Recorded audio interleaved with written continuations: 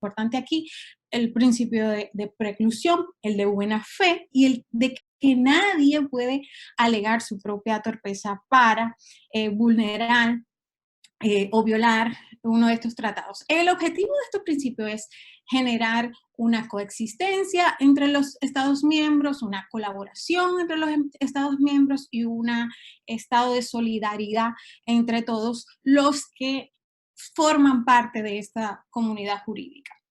¿Quiénes son los sujetos de derecho internacional? Los estados soberanos, evidentemente, las organizaciones internacionales intergubernamentales que tienen esa condición, las personas, los pueblos, hay movimientos insurgentes también, y la Santa Sede, son sujetos de derecho internacional público.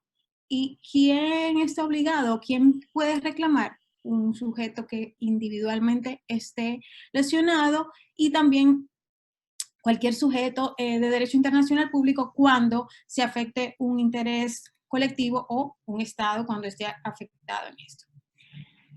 Entonces ahí vamos al tema que nos ocupa. En la relación que existe entre las constituciones y, de manera particular, entre la Constitución Dominicana y los tratados sobre derechos humanos. Hay países como Países Bajos que les reconocen a los tratados una condición supraconstitucional de manera expresa. Hay países como Francia que le dan una condición o un posicionamiento dentro del sistema de fuentes, para ser más específica, de fuentes de derecho, una posición infraconstitucional pero supralegal. Hay estados como Uruguay donde se le da una posición al tratado igual a la ley, pero infraconstitucional. Y hay muchísimos otros países donde la solución se hace caso por caso y hay un silencio normativo. En el caso dominicano, entendemos, soy de la posición, de que no hay un silencio normativo y de que la Constitución como norma habilitante dice cuál es el lugar de los tratados internacionales o convenios internacionales sobre derechos humanos. El artículo 21 reconoce, de la Constitución Dominicana estoy hablando, reconoce y dice que la República Dominicana reconoce y aplica las normas del derecho internacional general y el derecho americano en la medida en que sus poderes públicos las hayan adoptado. Y si el poder público la ha adoptado, entonces aplicarían las disposiciones de la Convención de Viena, de ambas. También la Constitución, en ese mismo artículo 26, dispone que esas normas vigentes de convenios internacionales que fueron ratificados de conformidad con los procedimientos dispuestos en la misma Constitución van a regir en el ámbito interno, tan pronto sean publicados de manera oficial. Y eso incluye la Convención de Viena.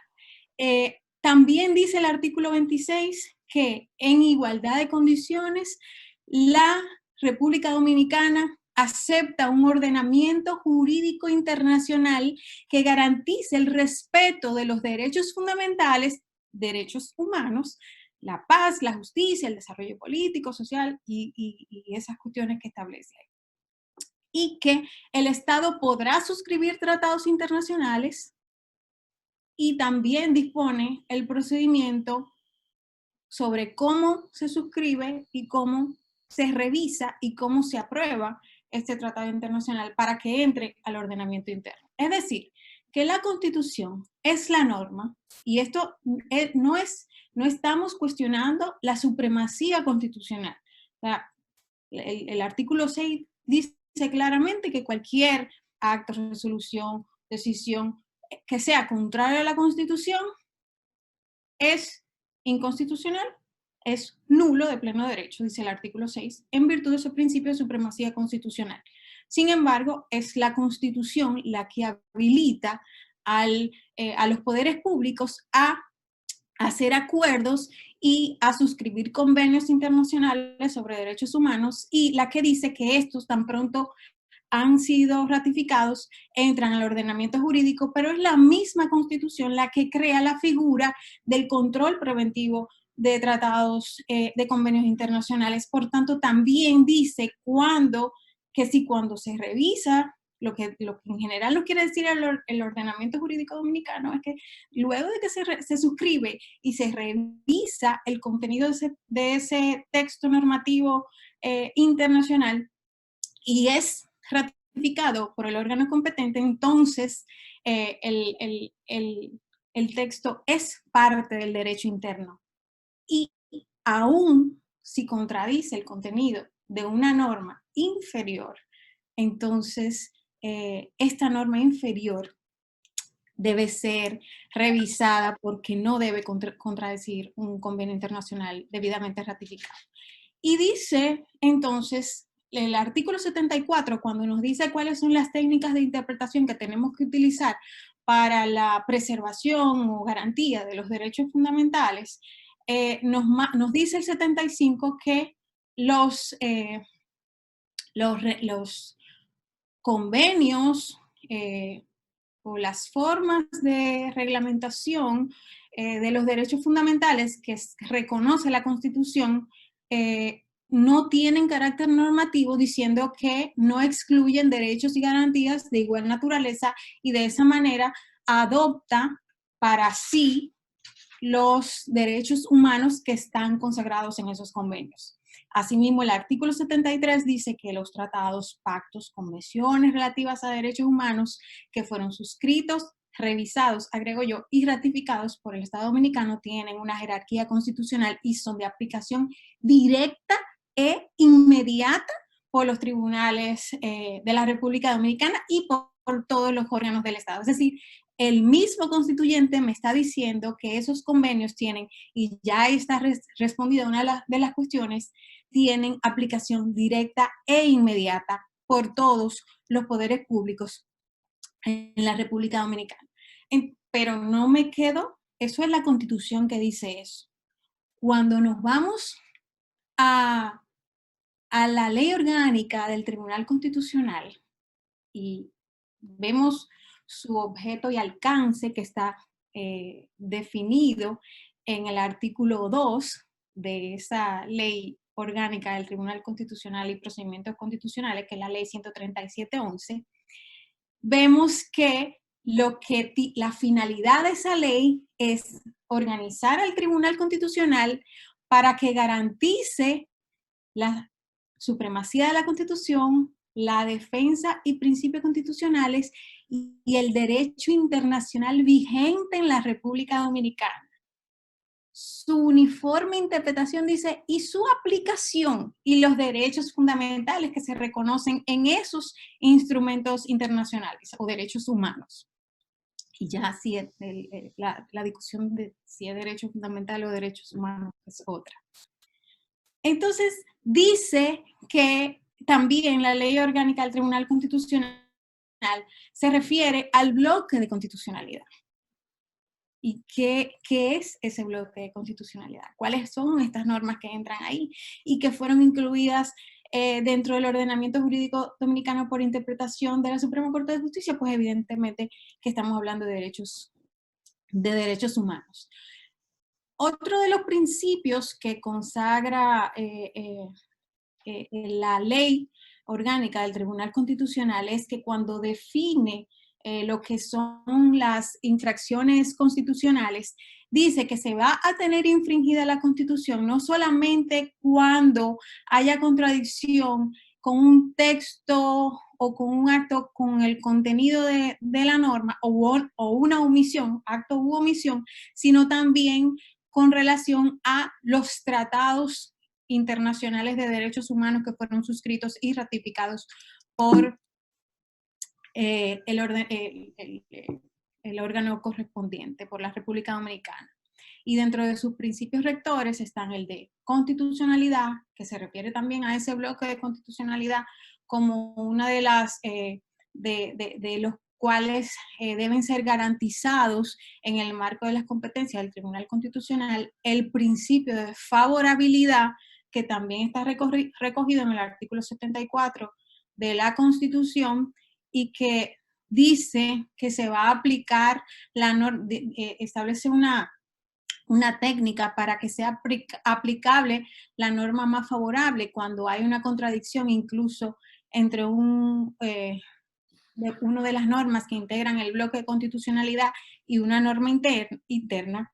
Y también el principio de interdependencia entre los principios, las reglas de la Constitución y los tratados internacionales que fueron adoptados por los poderes públicos. Pero sobre todo, y este para mí es sumamente importante porque ahí me parece que está la clave de todo, está el artículo 7, el principio 13 del artículo 7 de esa ley, que se refiere al principio de vinculatoriedad, en virtud del cual no solo las decisiones del Tribunal Constitucional son precedentes vinculantes, sino que dice claramente la ley que las interpretaciones que adoptan o hagan los tribunales internacionales en materia de derechos humanos constituyen precedentes vinculantes para los poderes públicos y todos los órganos de poder.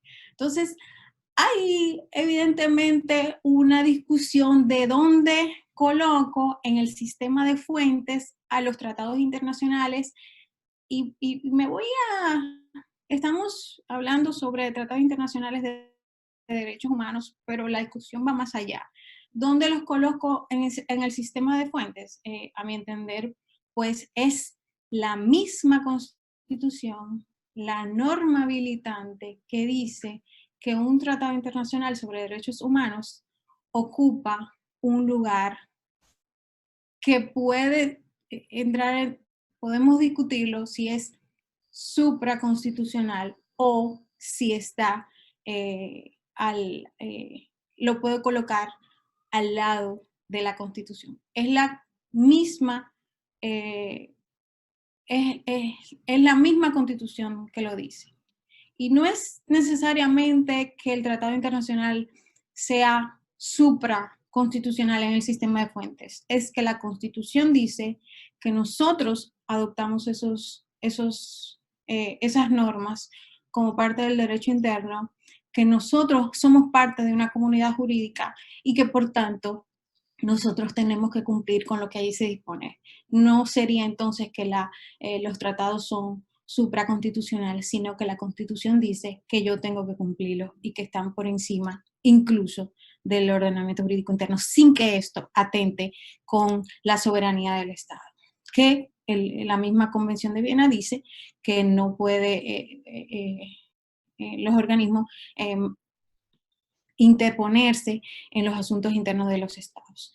Sobre esto, el Tribunal Constitucional, en la sentencia 25614, que es muy conocida porque declaró inconstitucional el instrumento de aceptación de la competencia de la Corte Interamericana sobre Derechos Humanos que suscribió el presidente de la República en 1999.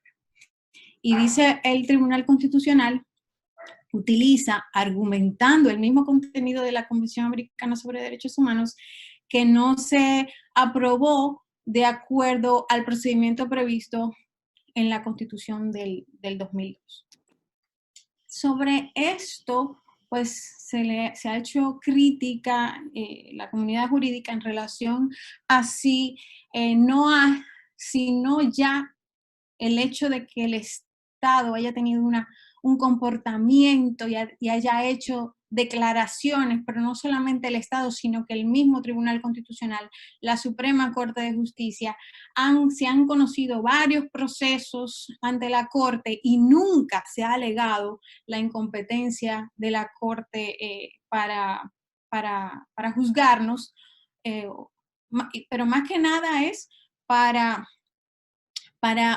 verificar si hemos violado el contenido de la Convención o de su jurisprudencia, si no es esto ya un comportamiento suficiente que hace evidentemente que hayamos aceptado la competencia, si el hecho de haber ya sido parte de la Convención Americana sobre Derechos Humanos, que el Estado y la misma sentencia 256 dice que independientemente de que no hemos aceptado la Corte, nosotros, la Convención Americana de Derechos Humanos siempre seguirá siendo aplicada y respetada. Entonces, si no hay ahí una contradicción, porque entonces la corte ha sido creada precisamente por la Convención, y la Corte no establece un procedimiento drástico a cumplir con relación a la aceptación de su competencia.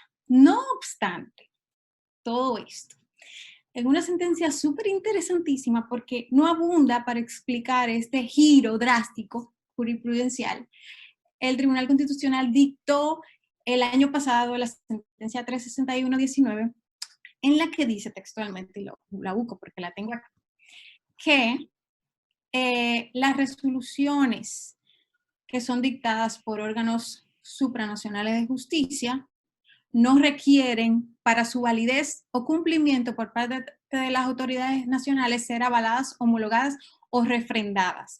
Y para esto, en su motivación, la sentencia hace mención del artículo 26, del artículo 26.1, sobre el cual hice referencia ahorita, y del principio de vinculatoriedad que acabo de señalar, en virtud del cual hay un carácter vinculante entre la jurisprudencia de estos organismos internacionales y la República Dominicana.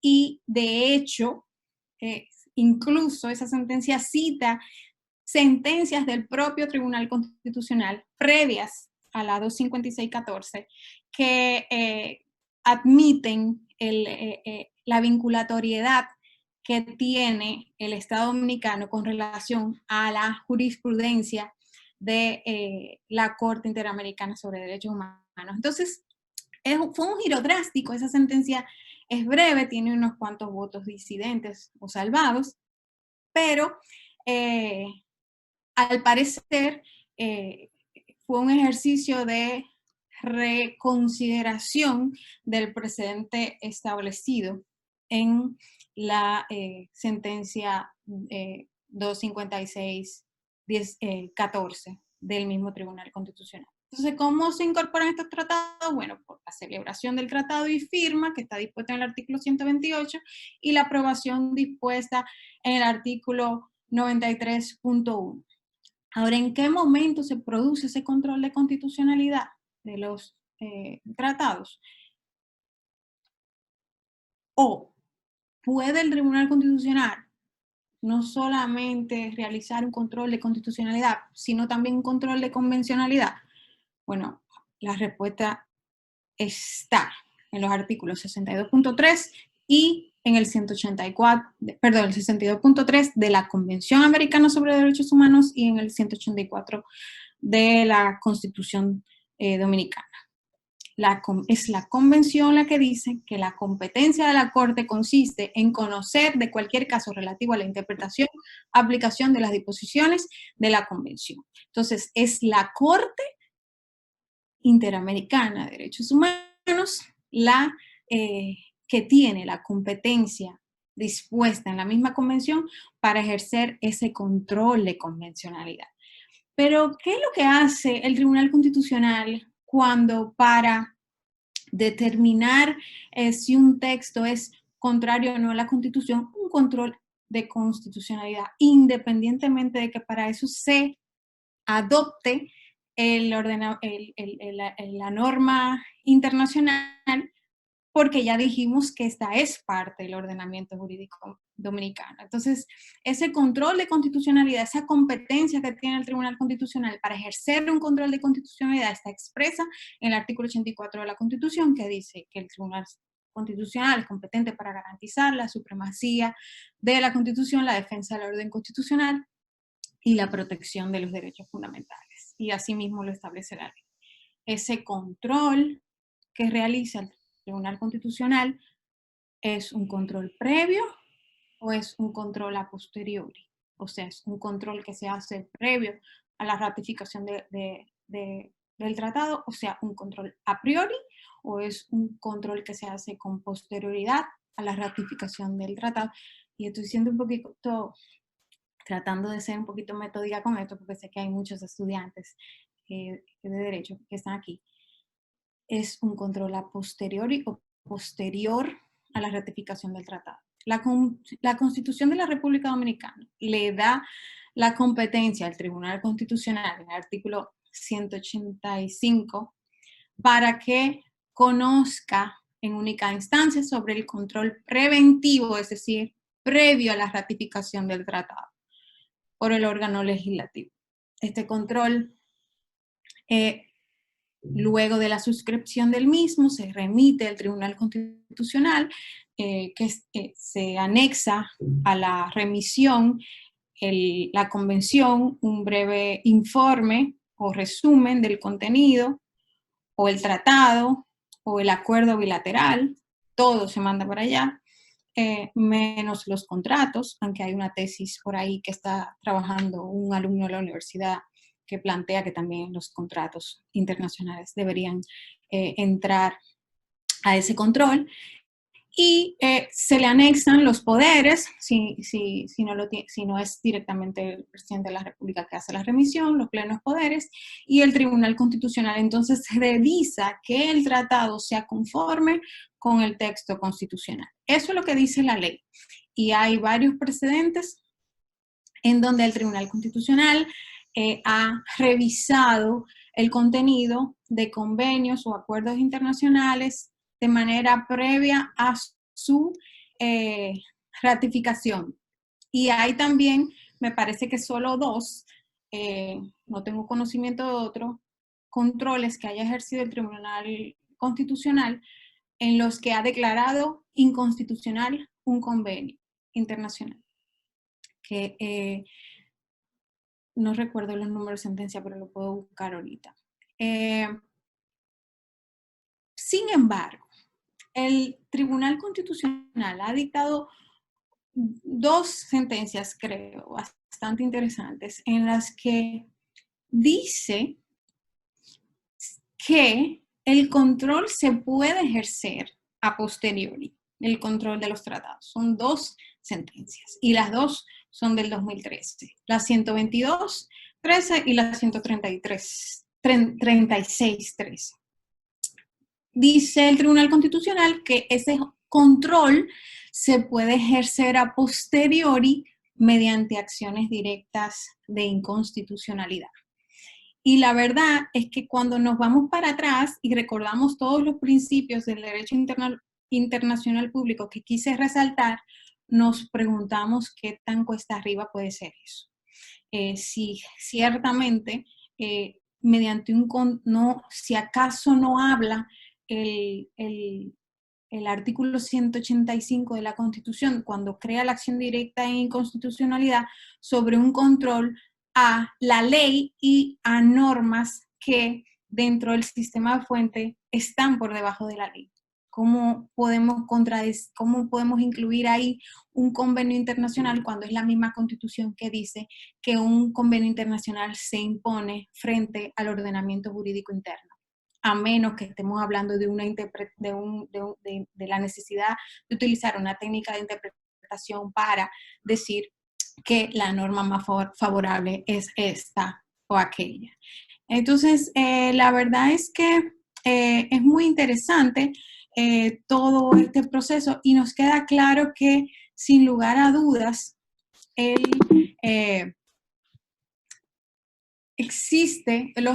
los derechos humanos concebidos en tratados internacionales son de aplicación directa e inmediata al ordenamiento jurídico dominicano, tanto por los tribunales como por todos los órganos y todos los del poder público, y que sin lugar a dudas, en ese ejercicio interpretativo de los derechos, tienen que considerarse la jurisprudencia de la Corte Interamericana de Derechos Humanos y considerarla como precedente vinculante tal y como dispone el mandato legal del artículo 7.13 cuando se refiere al principio de vinculatoriedad. Porque siendo miembros de una comunidad jurídica internacional, la cual reconocemos en nuestro artículo 26 de la Constitución, pues tenemos que ser responsables y fieles y leales al cumplimiento de las normas que se imponen en ese sentido. Así que yo creo que si no me pasé de tiempo, hasta aquí ya yo le cedería la palabra a mi estimado profesor y colega ahora, cuando Nicauris lo disponga. Sí, en realidad sí, muchísimas gracias por sus aportes, han sido muy interesantes y muy puntuales. De igual manera me voy a permitir resaltar que a nivel internacional, a esos en el nivel interno, se le llama control de convencionalidad. Son aquellas herramientas que a nivel interno en los estados, en nuestro caso el Estado Dominicano, tiene que velar que se apliquen de la manera más adecuada y justificarla o adecuarla al derecho interno. De igual manera, quiero resaltar que el control de convencionalidad a nivel internacional nace con una sentencia muy interesante, que recuerdo que me enamoré de ella cuando comencé una maestría en Derecho Constitucional, que es la sentencia de Almayerana, que es versus Chile. Es la primera sentencia que habla sobre el control de constitucionalidad y, por igual, la resolución 1920 del 2013 de la Suprema Corte de Justicia es la primera resolución que establece el control de convencionalidad en República Dominicana de manera expresa, que dice que República Dominicana no solamente se ve obligada a adoptar lo que establezca la Convención Interamericana de Derechos Humanos, sino que también tiene que adecuar aquellas interpretaciones que la misma haga, amparándose en lo que establece el artículo 33 de dicha convención. Sin más que agregar por el momento, le paso la palabra a nuestro... Sí, buenas tardes. Me llamo José Manuel Jerez.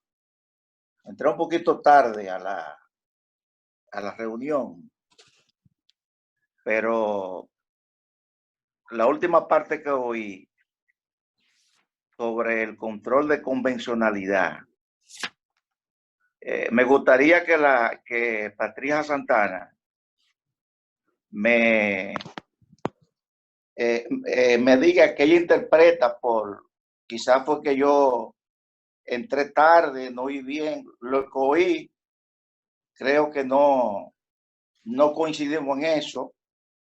¿Qué es lo que es el control de convencionalidad a la luz de lo que se ha tratado aquí? ¿Respondo ahora o lo dejamos para después de la presentación? ¿Me puede responder ahora? Claro. Sí, está bien.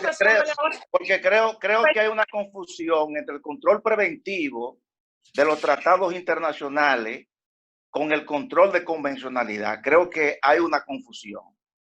Creo yo. Por eso quiero que me pongan en contexto qué usted entiende por control de convencionalidad. Y bueno, en el ejercicio, ¿verdad?, de verificación de si las actuaciones o normas internas confrontan la convención o una convención sobre derechos humanos, entonces se hace un ejercicio de labor interpretativa en la que se determina si sí o si no. Nicauris planteaba que hay jurisprudencia internacional que reconoce la facultad de control de convencionalidad. Yo en lo particular entiendo, al margen de esto, que el Tribunal Constitucional hace simplemente un control de constitucionalidad dentro del cual incluye debe verificar cuando corresponda si una norma de derecho internacional público choca, o si una norma interna, si una actuación o si una omisión por parte del Estado de los particulares confronta el contenido también, además de la Constitución, de una convención. Eso es parte de la atribución que tiene el Tribunal Constitucional en el artículo 184 para ejercer ese control de constitucionalidad, y artículo 185, y que el control de convencionalidad es una competencia porque el órgano llamado a interpretar, y yo quiero, es algo, es un criterio firme que tengo, porque he visto, de hecho, en esa misma sentencia 256-14 al Tribunal Constitucional haciendo una interpretación del contenido de la convención, cuando ese control o ese labor de verificación del cumplimiento de la convención es competencia exclusiva de la Corte Interamericana sobre Derechos Humanos. Pero esas son posiciones. No creo que en mi participación haya habido una contradicción ni confusión con el control, con el concepto de control preventivo, porque como bien explicaba, ese control de los tratados internacionales, que puede ser a priori o a posteriori, aunque la Constitución y la ley hablan de un control preventivo, la jurisprudencia del Tribunal Constitucional ha abierto la posibilidad de un control a posteriori en sentencias que estuve citando. Creo que, no sé si con eso se satisfaga, porque volver para atrás, no sé si podríamos volver para atrás, porque le corresponde al profesor Cristóbal Rodríguez ahora. Bueno, Exacto.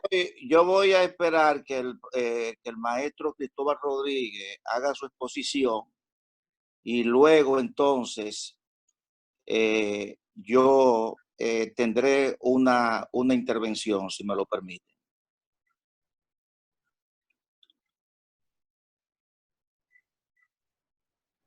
Entonces, Nicauri, me parecería, profesor Cristóbal.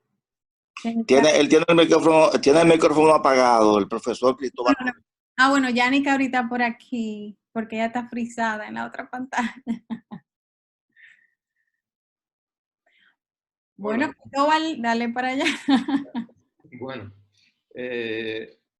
buenas tardes. Yo quiero, como es de rigor, agradecer la invitación para participar en este conversatorio sobre este tema que tiene tanta importancia académica y también tanta importancia práctica, cada vez más importancia práctica en el ejercicio del derecho público y del derecho en general en el país.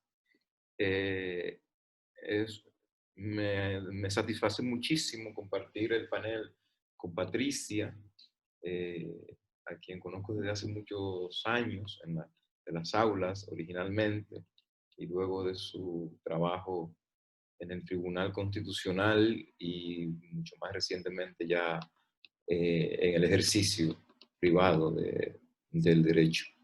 Así que estoy muy contento de compartir contigo, Patricia, este escenario. Yo quisiera empezar poniendo en perspectiva el tema que nos ocupa. En perspectiva histórica. La preponderancia del derecho internacional y, digamos, la redefinición de toda la arquitectura del sistema jurídico internacional en el derecho contemporáneo tuvo lugar inmediatamente, culminó la Segunda Guerra Mundial. La Segunda Guerra Mundial se llevó de encuentro, en esencia, dos grandes valores, dos grandes pilares, que fueron la paz y los derechos. Y dos de las grandes decisiones que se adoptan con posterioridad a la culminación de la guerra, estaban orientadas justamente a la restauración y preservación de la paz y del sistema de derechos humanos o de derechos fundamentales que había tenido lugar, sobre todo en Europa, en el mundo, pero sobre todo en Europa. Y la creación del sistema de Naciones Unidas en el año de 1945 y la adopción de la Declaración Universal de los Derechos Humanos en diciembre 10 del año de 1948 fueron los instrumentos primarios o los instrumentos primeros que apuntalaban digamos, las herramientas o el conjunto de herramientas para hacer efectivos esos dos propósitos, de preservar la paz entre las naciones y los derechos en los estados. Esa convención del 48, años después, empezaría a ser concretizada en la elaboración y adopción por parte de un número cada vez más creciente de países de la comunidad internacional de naciones, de un conjunto de pactos internacionales, de convenios internacionales, convenios contra todas las formas de discriminación, convenciones relacionadas a la preservación de los derechos de la mujer, convenios relacionados a la protección efectiva de los derechos civiles y políticos, convenios relacionados a la protección de la población infanto-adolescente a escala planetaria, etcétera, etcétera, etcétera. Y esos convenios internacionales tuvieron en un primer momento como herramientas principales de garantía a los órganos internacionales de justicia creados justamente para la protección de los derechos humanos allí donde los estados se revelaran incapaces o insuficientes en términos de las herramientas domésticas para la protección de su garantía. Con el tiempo, ese proceso inicial, que algunos catalogan como un proceso de internacionalización del derecho, empieza a recorrer un camino de constitucionalización del derecho, empieza a recorrer un camino inverso.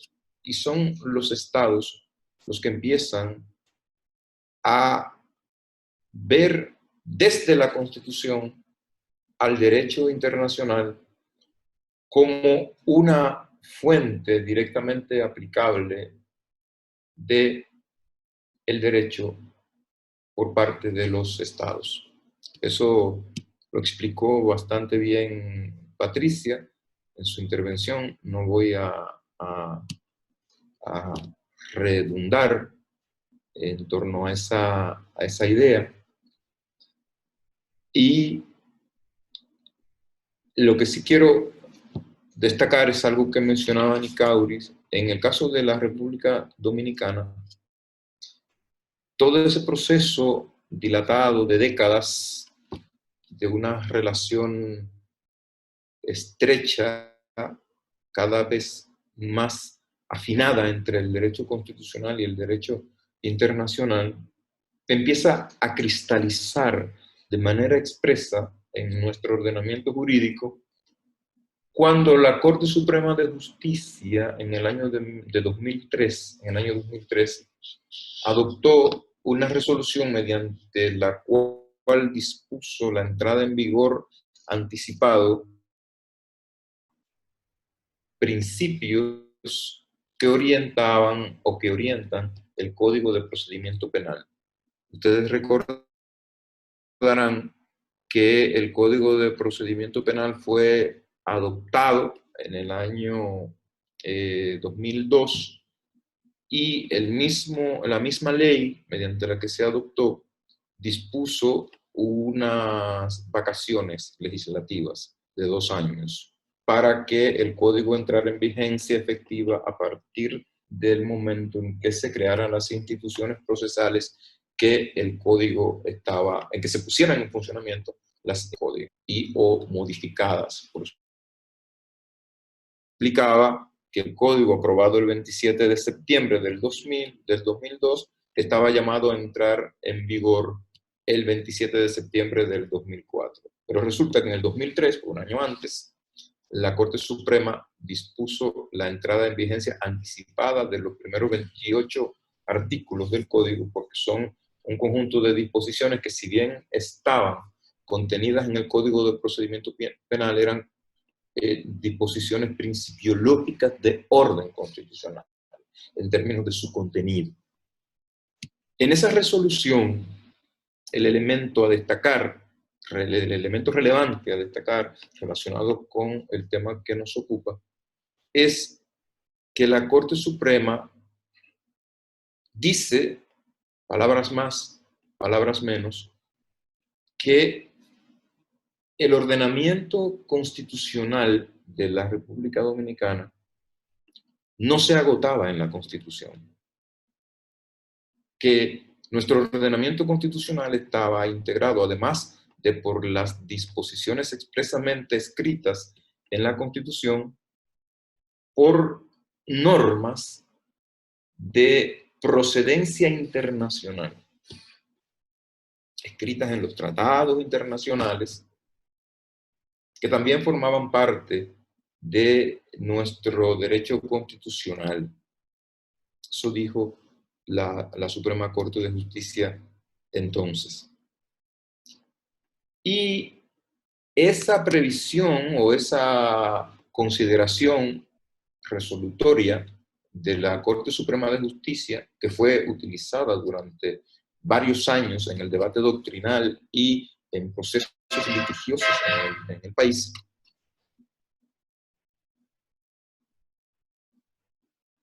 vino luego a ser incorporada a la Constitución primero y a la Ley Orgánica del Tribunal Constitucional y de los procedimientos constitucionales después. La Constitución de la República, en su artículo 26, lo que dispone es que la República Dominicana reconoce y aplica las normas del derecho internacional general americano en la medida en que las mismas hayan sido adoptadas por los órganos competentes del Estado dominicano. Y que esas normas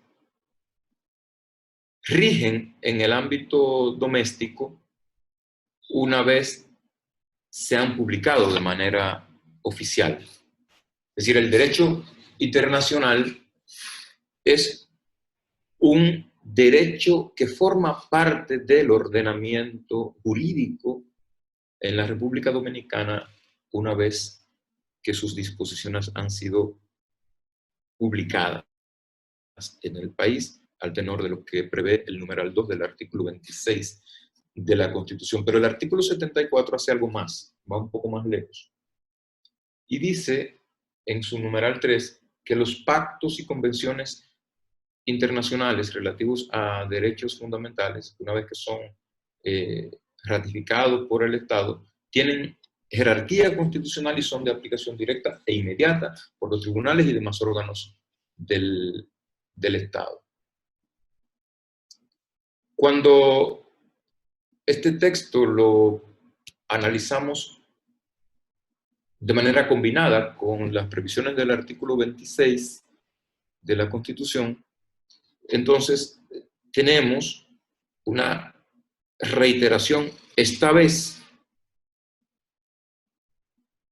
en la propia Constitución, del criterio que ya en el 2003 había adoptado la Corte Suprema de Justicia, que es lo que se conoce como bloque de constitucionalidad. Es decir, nosotros tenemos un régimen constitucional del cual, con idéntica jerarquía, forman parte las normas internacionales de derechos cuando estas normas son sobre derechos humanos. ¿Cuál es el último trámite para la entrada en vigencia de los tratados internacionales? La ratificación por parte del Congreso o la aprobación por parte del Congreso y su posterior publicación. Pero, previo a eso, el Tribunal Constitucional debe hacer un test, un juicio de constitucionalidad, que, como decía Patricia, según la Constitución es un juicio preventivo de constitucionalidad.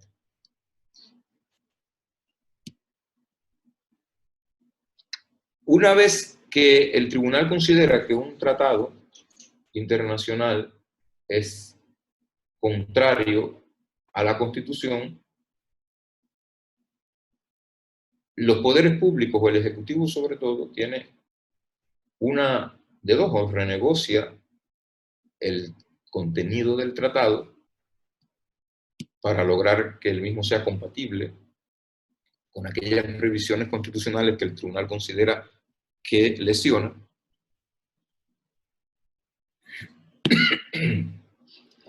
o desata un procedimiento para la modificación de la Constitución para que sea la Constitución la que se adapte al contenido del tratado.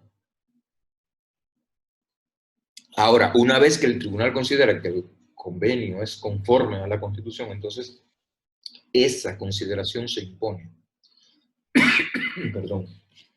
Esa consideración se impone al Congreso Nacional y el Congreso no tendría opción que no sea aprobar o ratificar el contenido del tratado en consonancia con el juicio del Tribunal Constitucional. Cuando eso se produce, se perfecciona entonces como norma jurídica el tratado.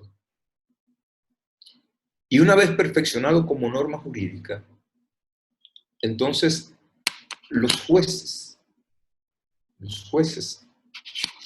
de la República Dominicana, de la misma manera que están llamados a hacer un juicio de constitucionalidad, sea a instancias de parte o sea de manera oficiosa, para garantizar que las normas en torno a las que van a resolver los casos que les son planteados son conformes a la Constitución, debe hacer también un juicio de convencionalidad.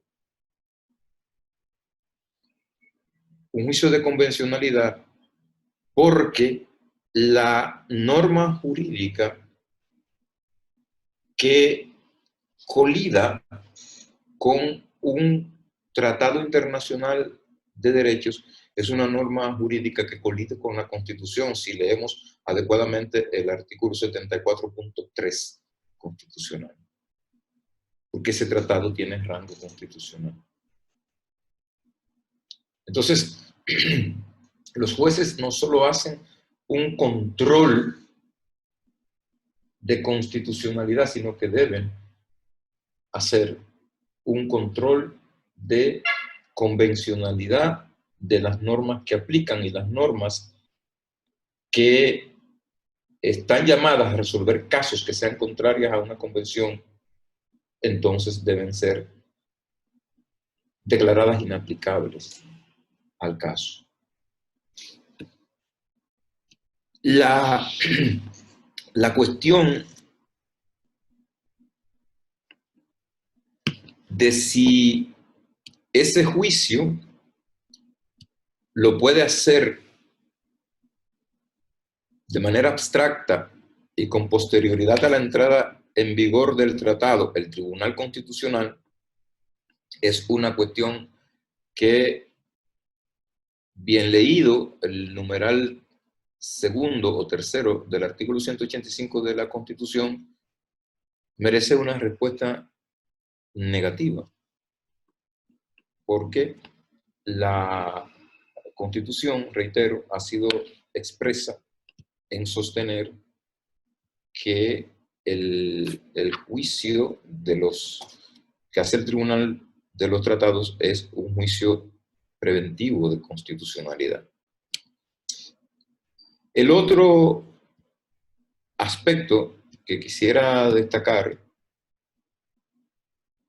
relacionado con el tema que nos ocupa es el siguiente. La Convención de Viena, también lo mencionaba Patricia, en sus artículos 26 y 27, dispone que los estados, cuando acuerdan algo, cuando convienen, cuando pactan una obligación, se presume que lo hacen de buena fe. Y en la medida en que se presume que lo hacen de buena fe, según lo prevé el artículo 26, dice el artículo 27 entonces, que no pueden invocar disposiciones de su derecho interno como una justificación para el incumplimiento de lo acordado.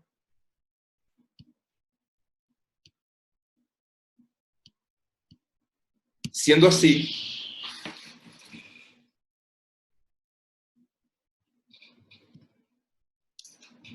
¿cómo encaja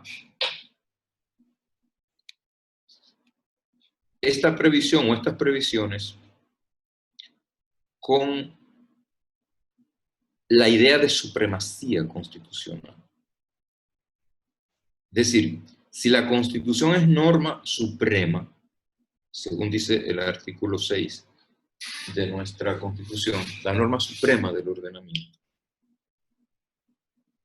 ¿cómo puede al mismo tiempo el Estado dominicano estar en la obligación de dar cumplimiento al contenido de un tratado con independencia de lo que disponga su ordenamiento jurídico interno de conformidad con lo que establece el artículo 27 de la Convención de Viena sobre el derecho de los tratados? Esa aparente paradoja o contradicción es lo que se pretende conjurar o lo que se pretende resolver con la instauración de un sistema preventivo de control de constitucionalidad. Voy a tratar de decirlo de la manera más sencilla posible. Es decir, el Estado dominicano, por un lado, tiene la obligación de cumplir con las normas internacionales que adopta, porque el riesgo de no hacerlo es que compromete su responsabilidad internacional. Pero al mismo tiempo tiene la obligación, a través de sus instituciones, sobre todo de los tribunales, de garantizar el principio de supremacía de la Constitución. El juicio preventivo lo que pretende entonces es garantizar que no ingrese al sistema jurídico dominicano como norma de aplicabilidad directa e inmediata por los tribunales y los demás órganos del Estado una disposición, por muy contenida en un tratado, que choque con la Constitución.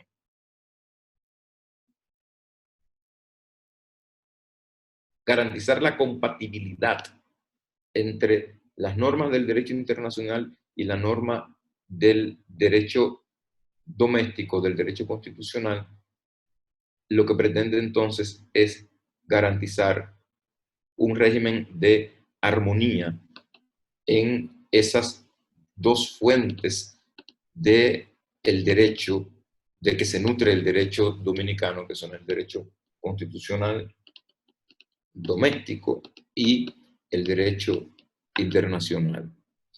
Esa es una cuestión clave de entender o importante de entender al momento de discutir el asunto relativo al control de convencionalidad.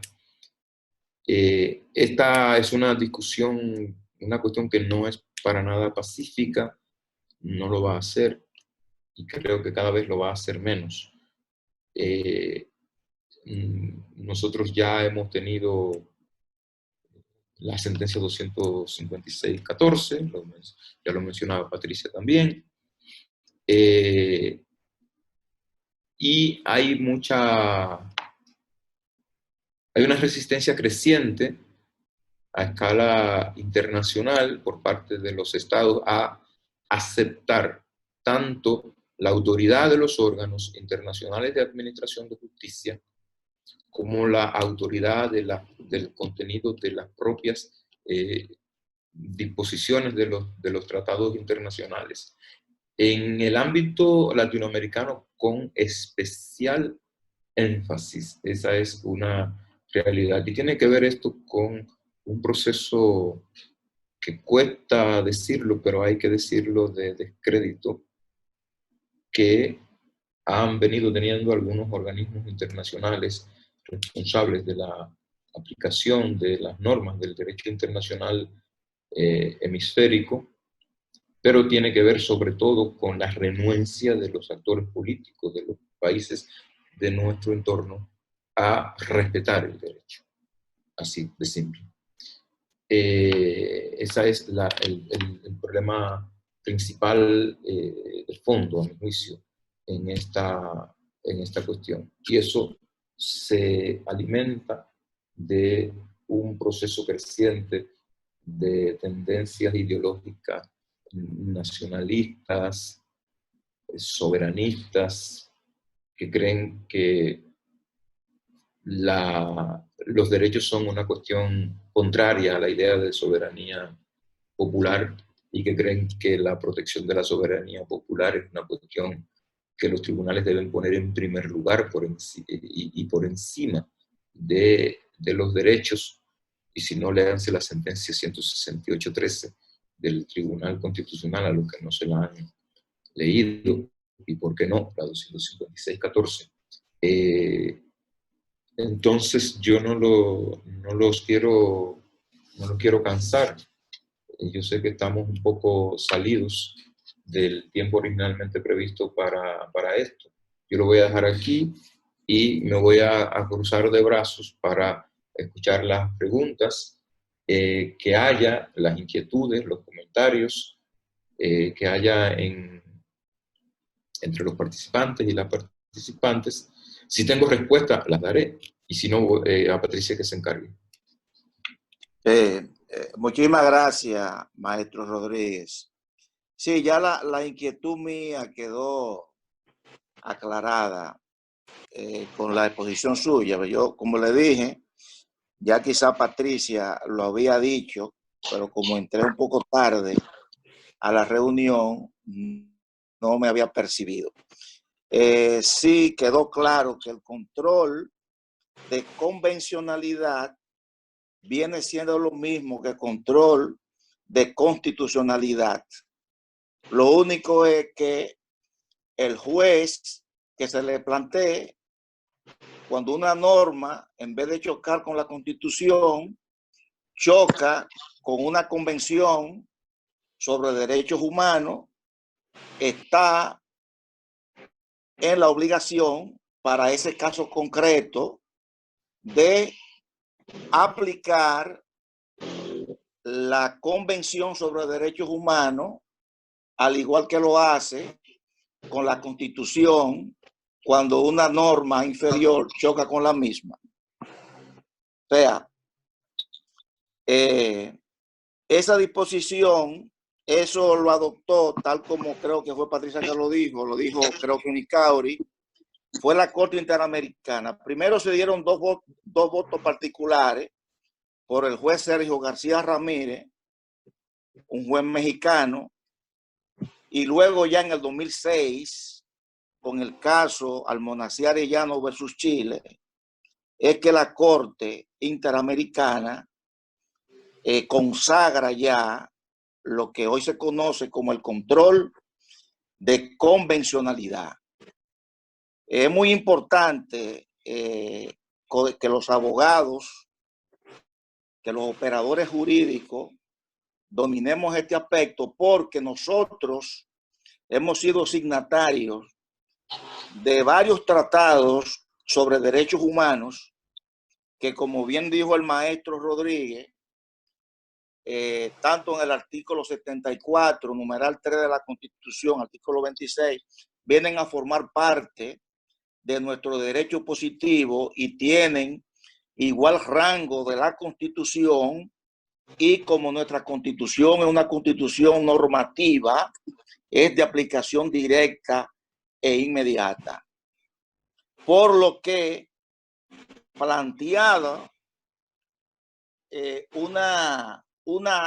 esta excepción ante cualquier juez, ante cualquier tribunal, una disposición que choque contra una convención sobre derechos humanos, el juez, el operador, está en la obligación de inaplicar la disposición normativa interna a favor de la convención, de la misma forma que lo hace cuando inaplica una normativa que choque con la Constitución.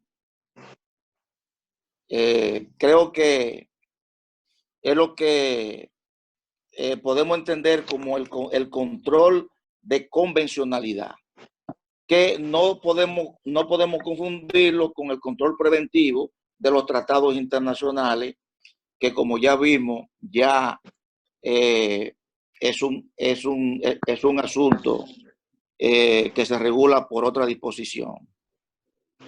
Gracias.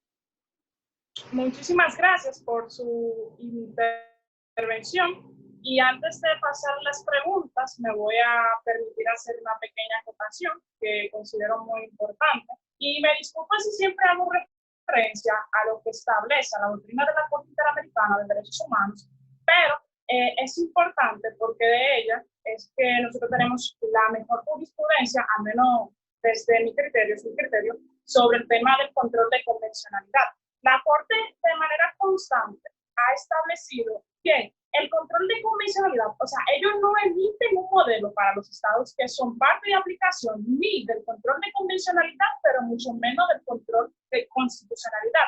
Pero sí me resaltan dos puntos del control de convencionalidad que es bueno que los estados deben de observar antes. El primero es que los controles de convencionalidad deben ser de obligación para las legislaciones que lo aplican y que son parte de la Convención Interamericana. Y el segundo, que su interpretación debe de ser efectiva. Y de igual manera, a nivel interno, y para verificar la sana aplicación del control de constitucionalidad, también se establece que los estados, antes de firmar y ratificar un acuerdo internacional, deben de velar porque esas disposiciones no sean contrarias a lo que establecen sus constituciones y leyes internas, porque si no, sería contra la misma. Voy a proceder con la primera pregunta, que es para Patricia. No sé si está por aquí. Aquí la veo.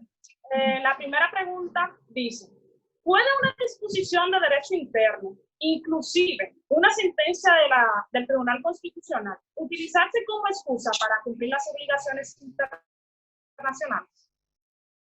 Bueno, a mí me parece que el profesor Cristóbal Rodríguez puso el mejor ejemplo con la sentencia 168.3, porque de hecho sí ya ha sucedido y ese es el mejor ejemplo de eso.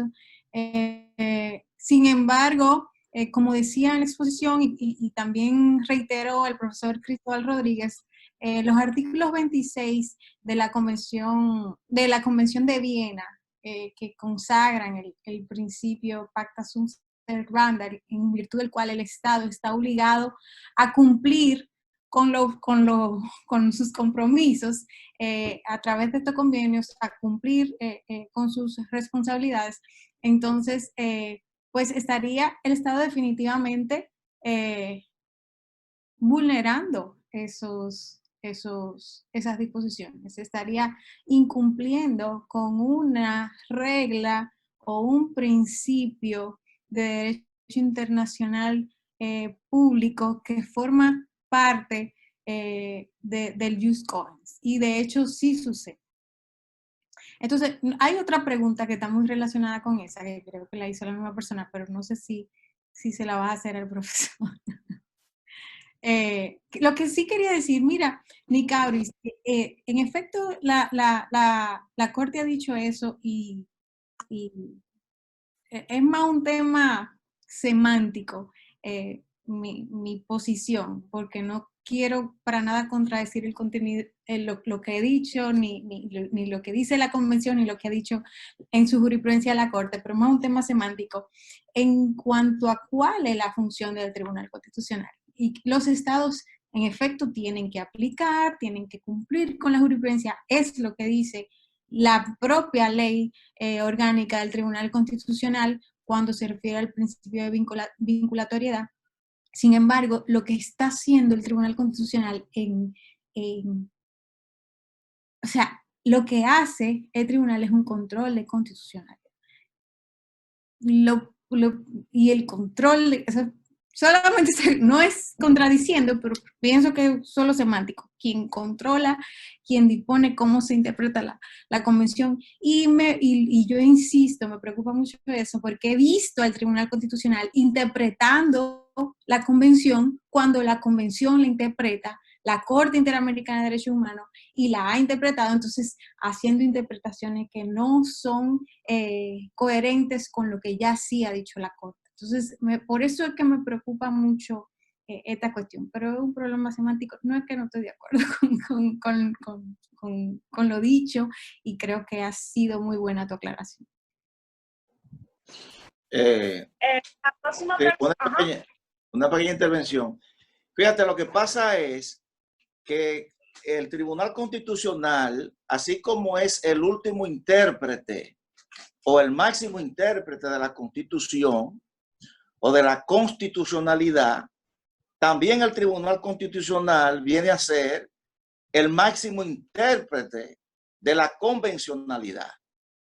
Eso quiere decir que si yo, por ante un juzgado de paz, yo promuevo una excepción de inconstitucionalidad, el Tribunal Constitucional debe pronunciarse como órgano de cierre si la decisión adoptada por ese tribunal inferior fue correcta o incorrecta.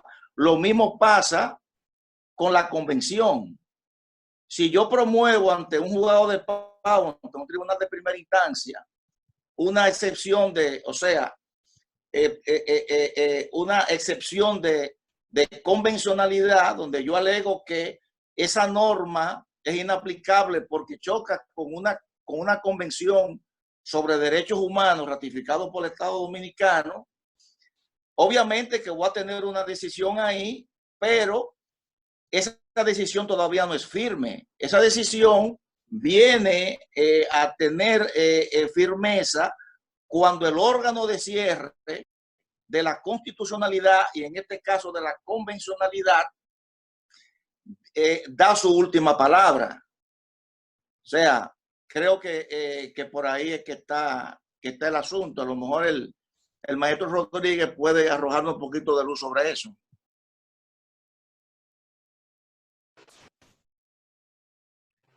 ¿Tiene algo que acotar, profesor Cristóbal, antes de pasar a la próxima pregunta?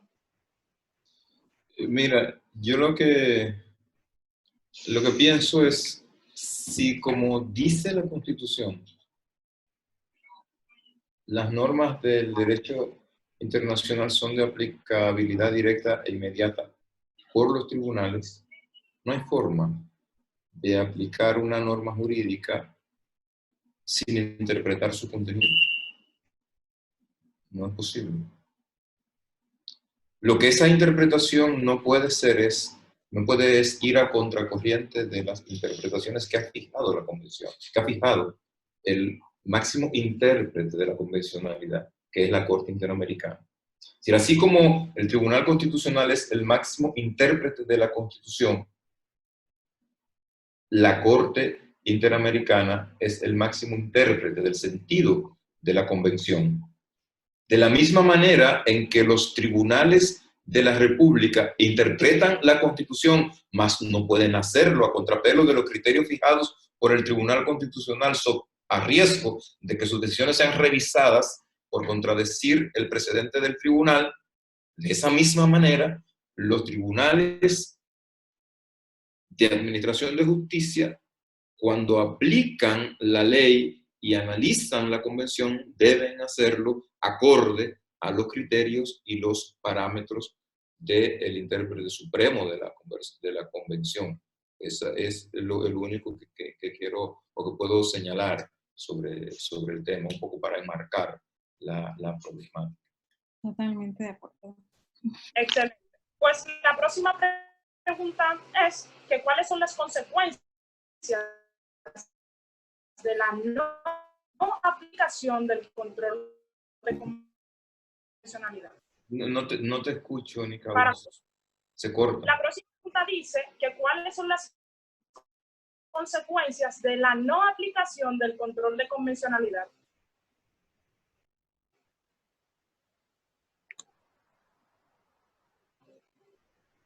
¿Me escuchan? Hola. Sí, yo creo que sí, entendí que cuáles son las consecuencias de la no aplicación del control de... Bueno, si un actor, si un sujeto en un proceso judicial invoca una excepción de inconstitucionalidad, o vamos a decir una excepción de inconvencionalidad, el tribunal tiene que tomar una decisión sobre textos de incurrir en denegación de justicia. No debe rehusarlo. Ahora, si no lo hace oficiosamente, hacerlo oficiosamente no es una obligación. Hacerlo oficiosamente es una potestad que el tribunal tiene. Ahora, si se le plantea, el tribunal tiene que decidirlo. Tiene que decidirlo. O sea, que no hacerlo, bueno, incurre en denegación de justicia. ¿Cuáles son las consecuencias que están establecidas en la normativa procesal? Creo que incluso una mala labor, en la ley 137.11 habla sobre la infracción constitucional, cuya consecuencia evidentemente sería la nulidad, pero si ese control de constitucionalidad lo hace el Tribunal Constitucional, entonces, ¿cómo se sanciona esa infracción constitucional? Y si comprometería la responsabilidad del intérprete, esa es otra cuestión. Pero yo creo que eso es otro webinar, otro conversatorio. Ese es otro conversatorio.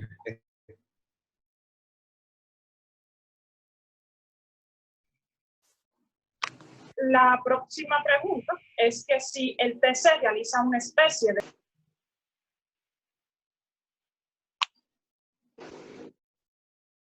¿Me escuchan?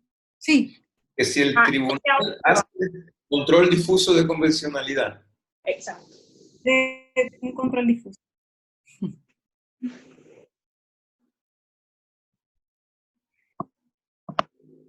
Patricia.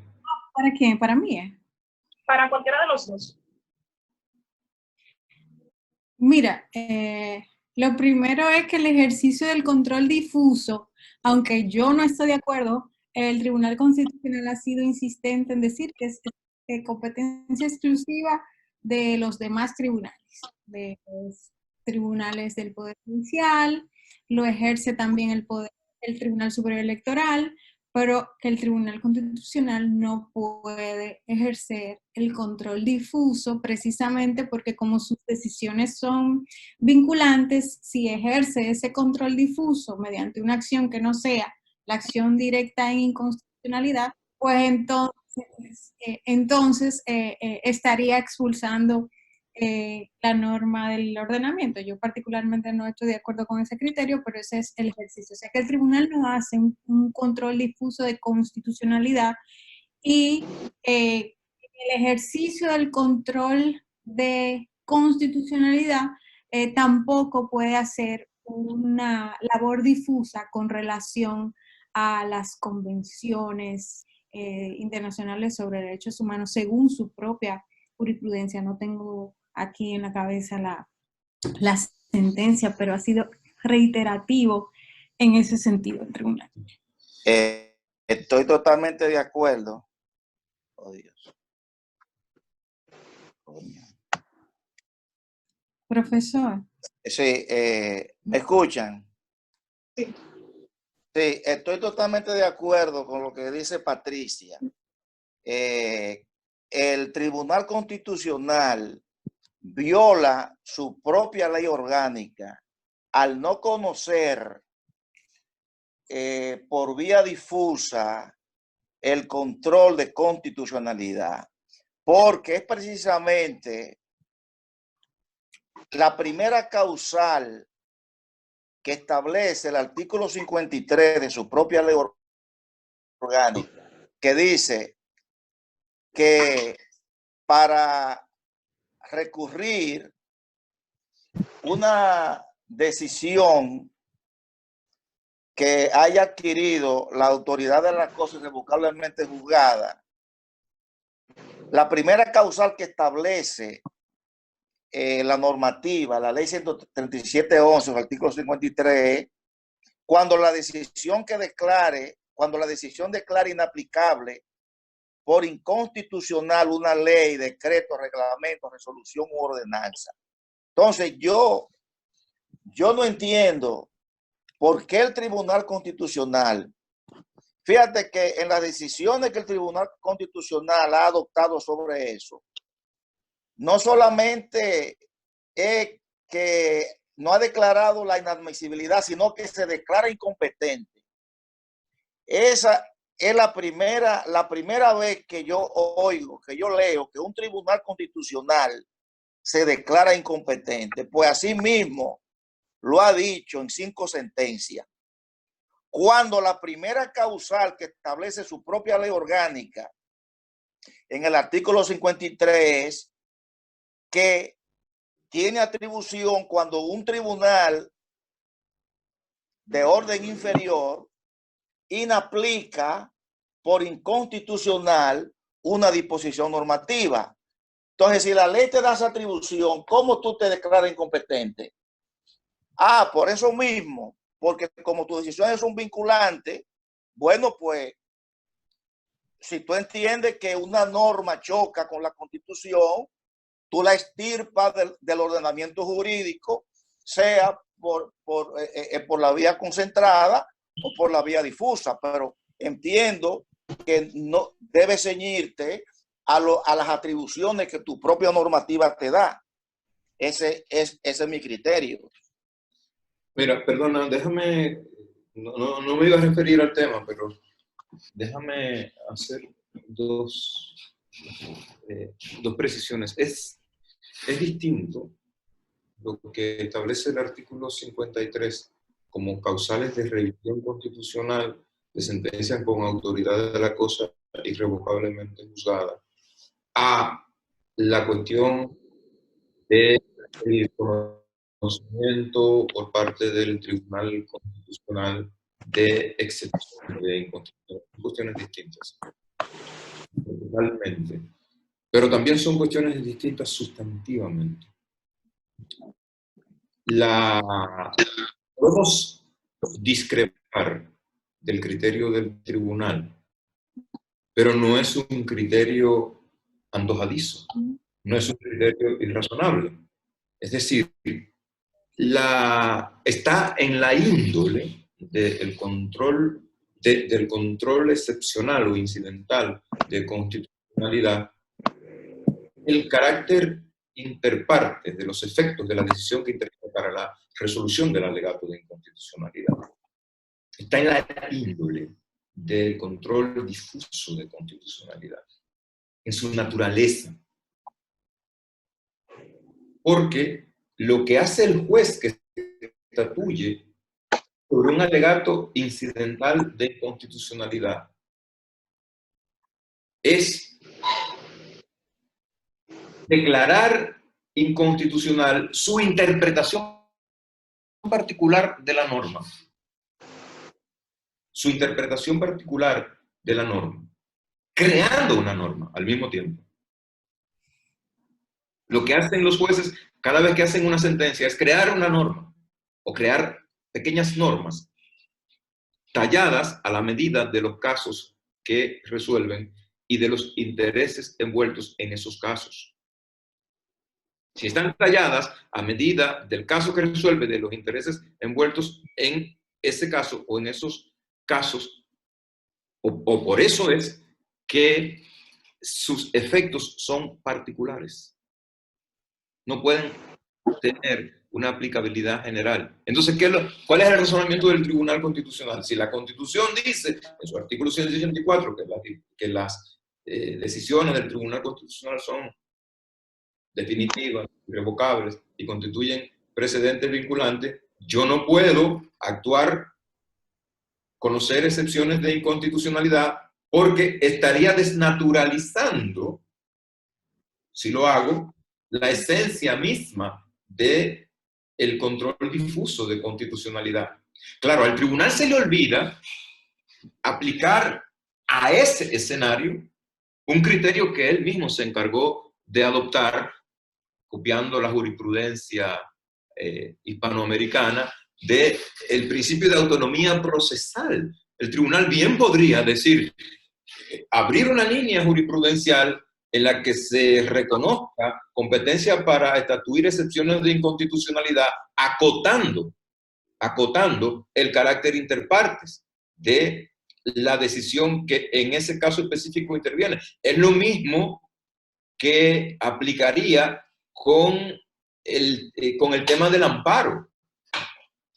Es decir, el tribunal que hace, que conoce el fondo de las contestaciones de amparo, lo conoce por un tema de efectividad del proceso y de efectividad de los derechos y de economía procesal. Ahí están todas las sentencias.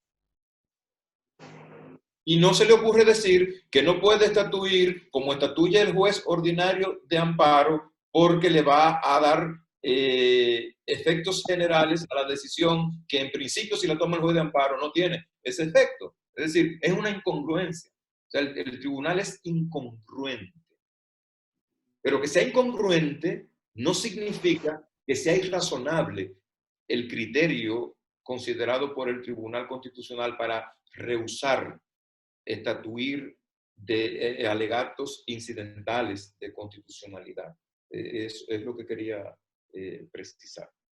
Sí, estoy de acuerdo con que es un argumento válido el que el tribunal utiliza, aunque también creo que puede hacer precisamente lo que has indicado y lo ha hecho. De hecho, por ejemplo, en el caso de Laureana, que fue en uno de las primeras sentencias del Tribunal Constitucional, la 1212, el caso en el cual dicta una sentencia interpretativa aditiva con relación a los derechos de las parejas de hecho para la pensión de viudez cuando no hay un matrimonio. O sea, el tribunal hizo en ese caso, que es un amparo, dictó una sentencia interpretativa aditiva, o sea que hizo un control difuso, porque eso es difuso, era para, aunque era para no fue un control difuso, pero pudo haber hecho esa declaración de que fuera interpartes y no lo hizo. Y cambió el ordenamiento jurídico a través de un amparo. O sea que ya el tribunal lo ha hecho. Claro.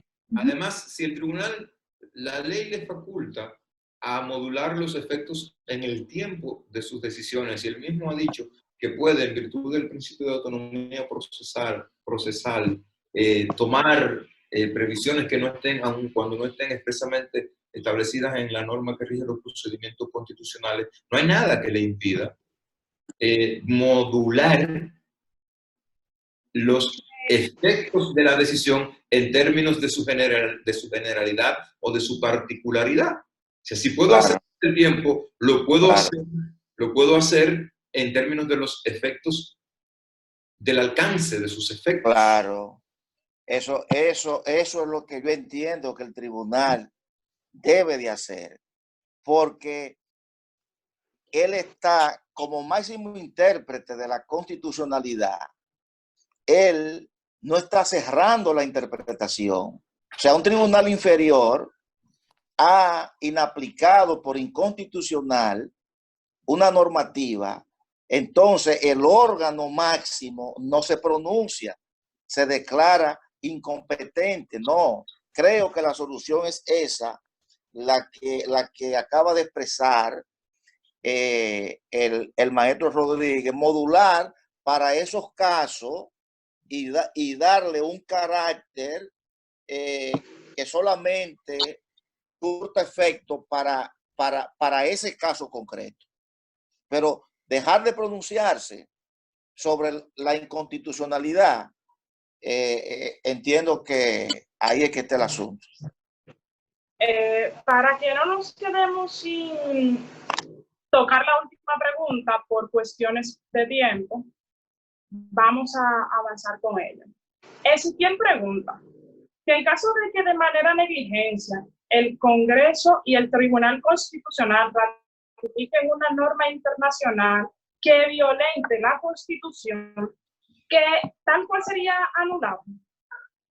Mira, el Tribunal Constitucional ha sido cuidadoso en ese sentido, me parece, en el sentido, en el ejercicio del control preventivo de los tratados. Y de hecho ya ha declarado la inconstitucionalidad, o sea, la no conformidad, es lo que hace el Tribunal Constitucional, la no conformidad de acuerdos internacionales, y lo anoté por aquí porque lo estaba buscando mientras intervenía el profesor Cristóbal, la sentencia 3712 y la sentencia 0315 del 15, fueron, en esos casos, el Tribunal Constitucional declaró no conforme con la Constitución 2 acuerdos bilaterales. Uno con Colombia, que luego fue revisado y restaurado y entonces presentado nuevamente por el Tribunal Constitucional para que realice ese rol de control, ese labor de control preventivo, y ya, bueno, se admitió, y el otro, un tratado, otro acuerdo bilateral con Estados Unidos. Y bueno, el tribunal ha tenido. Entonces, que precisado eso, sería podría pasar, ¿verdad? Puede pasar, pero sería muy cuesta arriba que todos los controles que existen para que un tratado sea ratificado se lo pasen por encima, ¿verdad? En términos llanos. Entonces, pero si acaso sucediera, pues vinculante el contenido, y solamente puede ser desvinculante al momento que intervenga otro tratado de la misma naturaleza, de acuerdo con los principios establecidos en la Convención de Viena. Profesor Cristóbal. No, yo estoy totalmente de acuerdo. Decir que no solo el tribunal ha hecho eso de declarar no conformes a la Constitución algunos acuerdos internacionales, sino que hay otros tantos respecto de lo que ha sido imposible lograr la mayoría necesaria para decidirlo, porque una parte de los integrantes del tribunal consideran que son abiertamente, que infringen abiertamente la Constitución, y otra parte que no. Pero ninguna de las dos partes tiene mayoría. O sea que concuerdo con Patricia en el sentido de que el tribunal se ha tomado bastante en serio el trabajo, tan en serio que a veces se tarda 4 y 5 años para decidir un tema, no porque quiera, sino porque realmente es cuesta arriba en la mecánica del consenso o de los acuerdos para la adopción de decisiones, sobre todo cuando se tiene un régimen de mayoría tan drástico como el que establece la Constitución de la República para que las decisiones del tribunal puedan salir a camino. Para los que no lo recuerdan, se necesitan por lo menos 9 votos para cualquier decisión del tribunal. Y eso significa el 100% si los jueces que deliberan son 9, y el 90% si los que deliberan son 10, y el 80% si los que deliberan son 11. Y con mucha frecuencia son 11 o son 10 los jueces que conocen los casos, y entonces es difícil entender desde fuera lo complejo que es ese proceso de toma de decisiones, sobre todo cuando los intereses envueltos son tan controversiales y cuando los egos de los que están llamados a decidir rivalizan con el nivel de controversialidad de esos intereses. O sea, yo prefiero ni contar. Digo, no estoy hablando, no tengo ninguna crítica al ego, ¿no? Yo creo que los jueces tienen que tener el ego bastante bien puesto. Todos, sin excepción. Entonces esa rivalidad de egos, que en sí misma es un obstáculo para la toma de decisiones, cuando se hace acompañar con la controversialidad política de los temas que están llamados a ser decididos por el tribunal, entonces hace muchísimo más remota o dificulta mucho más la posibilidad de que haya acuerdos suficientes para que haya decisiones. En realidad, muchísimas gracias, pero antes de concluir de manera formal, yo quiero que se tomen cada uno un minuto para que den unas reflexiones finales e inviten a los asociados y a los que no son asociados a que se motiven a seguir estudiando, a que se motiven y apoyen espacios como estos, que son netamente académicos, pero que llegan o se hacen con el mejor interés de que toda la comunidad jurídica se prepare, que mañana sean profesionales de su talla y quién sabe si mañana ellos pueden ser los ponentes en una actividad y más en la plataforma de ADOC. Comenzaremos primero por Cristóbal y luego por Patricia. Mira, yo lo voy a decir y le pido perdón anticipado a Patricia, porque no lo suelo hacer, pero voy a aprovechar para utilizarlo como ejemplo para cumplir con lo que tú nos estás pidiendo, Nicaut.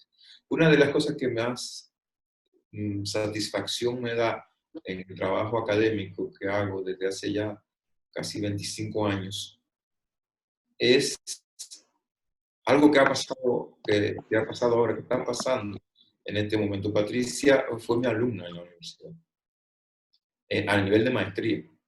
Y para mí, ver a Patricia en un ejercicio exitoso, pujante, marcando, además marcando una línea, una hoja de ruta en su evolución profesional.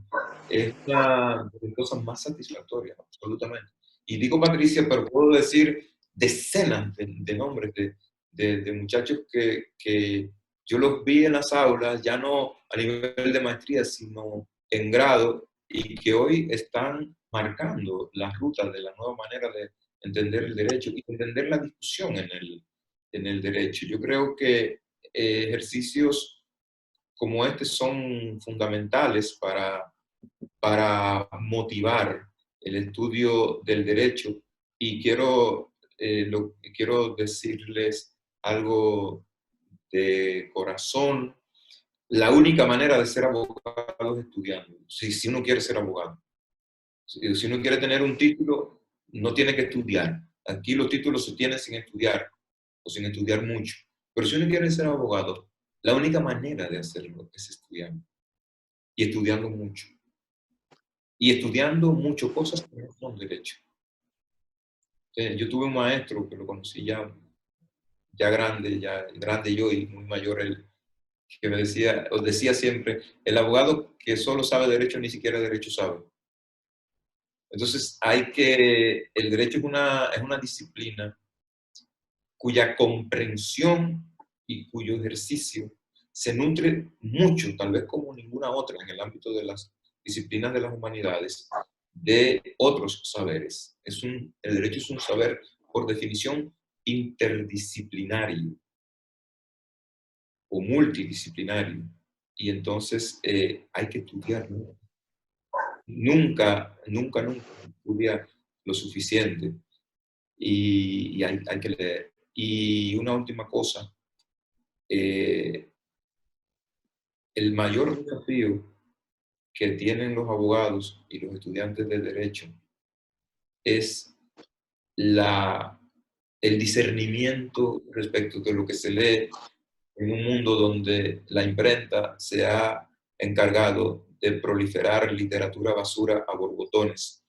Y entonces todos los días salen decenas, centenares de libros de teoría jurídica en el Perú, en muchísimos países de América Latina, que son, los periodistas le llaman a eso como noticias recicladas, es decir, son comentarios de los comentarios de lo que dijo un gran jurista. Entonces, hay que irse directamente a los grandes juristas. Hay que irse a los grandes autores de la teoría del derecho, de la teoría de la Constitución, del derecho público, del derecho, de cual sea la disciplina que les interese cultivar en el derecho.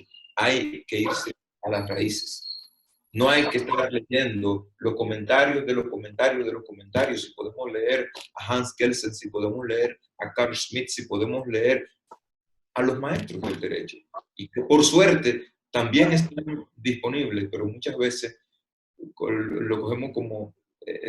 yo tengo una cruzada contra... Así como hay programas basura de televisión, hay montones de libros de literatura jurídica basura que no merece la pena leerla. Hay que leer lo que hay que leer. Eso es, y perdónenme que me fui en una, pero eso me perturba realmente. Con tan poco tiempo que tenemos para leer tanto, hay que discriminar para leer bien. Leer, incluso es mejor leer menos, pero leer bien.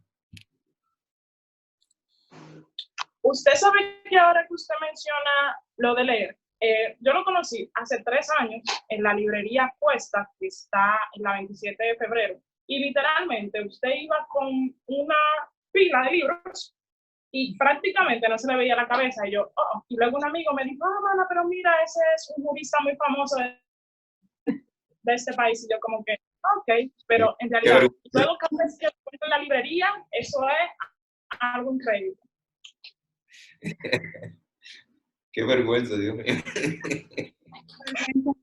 Mira, la verdad de que le voy a decir la palabra a Cristóbal, yo iba a decir que de la talla de él para nada que ver, o sea, estamos hablando de mi profesor y sí alguien cuyos pasos quiero seguir. O sea, que es un ejemplo a seguir como profesor, como abogado y como persona también. Porque cuando hablaste, yo soy súper emocional, se me aguaron los ojos, así que no voy a decir mucho más, pero creo que lo dijiste todo. Uno como abogado, si quiere hacer bien su trabajo y con derecho, tiene que estudiar.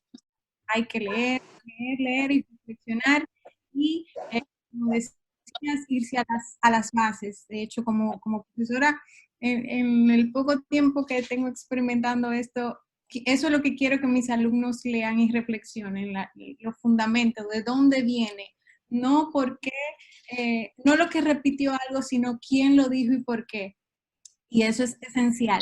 Pero además de eso es importante también involucrarse en la vida social y poner su granito de arena. Y este tipo de asociaciones, como la que ustedes han conformado y de la cual yo soy parte, por invitación suya, precisamente ponen ese granito de arena a la academia, pero podemos hacerlo de diversas formas. Podemos hacerlo a través de esto, podemos hacerlo a través de ayudas sociales, de trabajos pro bonos. Y déjeme decirle que eso que tú le das a la sociedad se te devuelve positivamente a tu vida. Entonces, como abogado nosotros tenemos compromiso, no solamente de prepararnos adecuadamente la vida entera, porque cuando terminamos la carrera de Derecho, ya el derecho ha cambiado y literalmente a mí me pasó con el proceso penal. Literalmente me pasó con el proceso penal. Sino también involucrarse con los problemas sociales y ser parte de la solución para que nosotros como sociedad pues logremos, ¿verdad?, en algún momento alcanzar la tan deseada convivencia pacífica, tolerante, la paz social, la paridad. Pero bueno, muchísimas gracias a ustedes. Sí. Ahora sí, en nombre de la Asociación Dominicana de Crítica y Desarrollo Jurídico, formalmente le doy las gracias a ambos por aceptar la invitación y acompañarnos esta noche con el tema del conversatorio, los derechos humanos y los controles de convencionalidad. De igual manera, le damos las gracias a todos y cada uno de los participantes por asistir y tomarse un tiempecito esta noche para compartir nosotros. ¿Cuánto? Bye, bye. Muchas gracias. Buenas noches. Buenas noches. Muchísimas gracias. Chao, Patricia. Chao, chao. Y Cabri, chao. Cabri, chao a todos. Bye, bye.